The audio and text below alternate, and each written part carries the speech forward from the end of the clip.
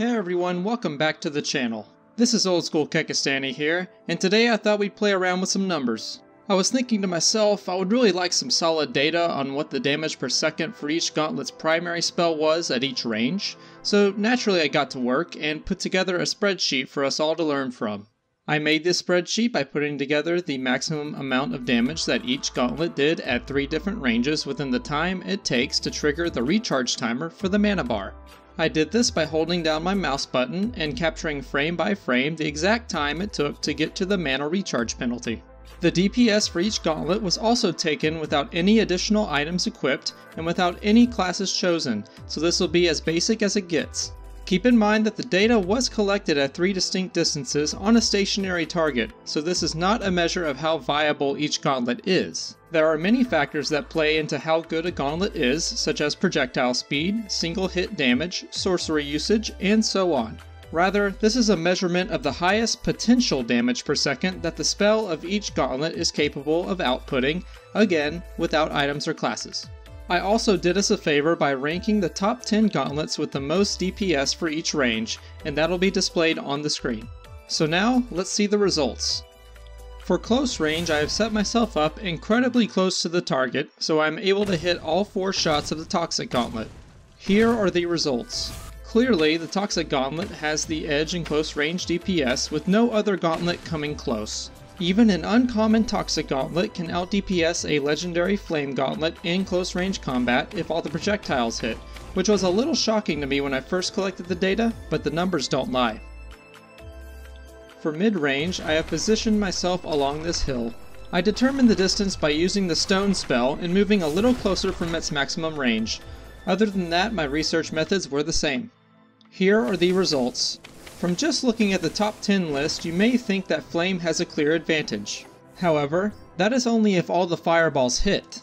In terms of DPS, the Flame and Lightning Gauntlets are actually really close, and the effectiveness of each Gauntlet comes down to mostly preference. We do see Frost and Stone barely make it to the top DPS, although they may outshine the Gauntlets above them with the right usage.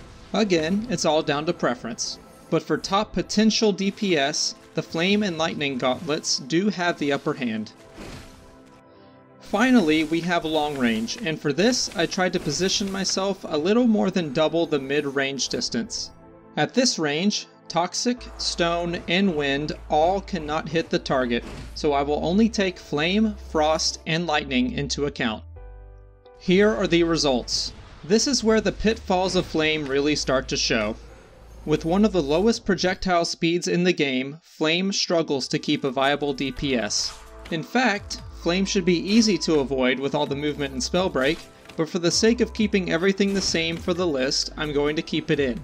Surprisingly, in terms of DPS, Lightning takes the top 4 spots. I expected Frost to be higher than 5th, but the numbers show that if all Lightning projectiles hit, it can outpace Frost pretty handily as it turns out. Flame takes the 6th and 7th spots, but you really shouldn't be hit by it if you have good movement.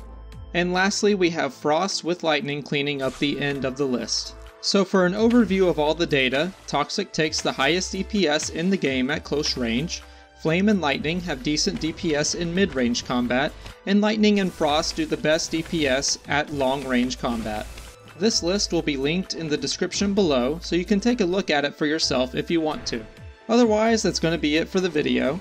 I appreciate you watching up to this point, and I am wanting to start a new series called Coach Keki, where I watch your guys' gameplay and go over ways to improve in the game as the match progresses. It will mostly be my own preferences on how to play the game with the different builds you guys show me, but I think I could still be really helpful, especially with you newer players to the game. Let me know in the comments if you'd like me to go over your gameplay, and the best comment will be chosen as the first one I go over gameplay with. Also, let me know what other topics you'd like to see down below. If you liked it, be sure to like the video and subscribe for more SpellBreak guides and content. If you'd like to see me stream SpellBreak, you can hit up my Twitch channel and leave a follow. And if you'd like to chat with the community, you can join the Discord and follow me on Twitter.